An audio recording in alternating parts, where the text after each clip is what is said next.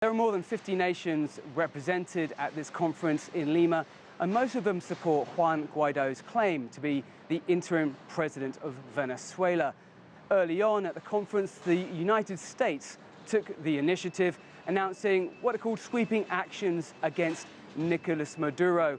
And the US National Security Advisor John Bolton warned countries and companies to think carefully before doing business with the Maduro administration.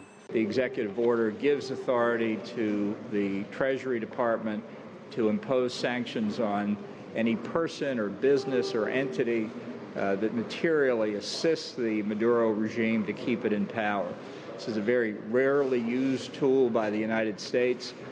We've only used it sparingly in the past half-century. Now, Bolton's words follow the signing of an executive order by the US President Donald Trump on Monday, which freezes assets of the Venezuelan government in the United States and threatens to sanction Americans or companies operating within the United States that do business with the Venezuelan government of Nicolas Maduro.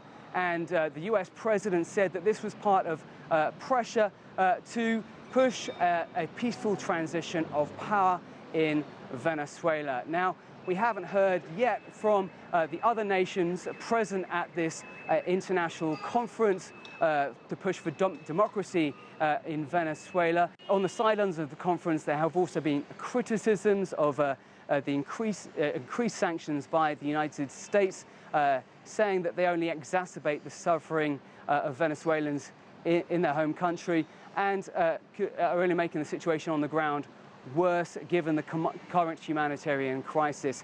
There have also been comments on the sidelines that the absence of China, Russia and Cuba, countries which have closer relations to the Maduro administration at this conference, are making it rather one-sided and have given the chance of the US to make what some are seeing as a unilateral decision, which doesn't necessarily represent the view of all the other countries present at this conference. So we seem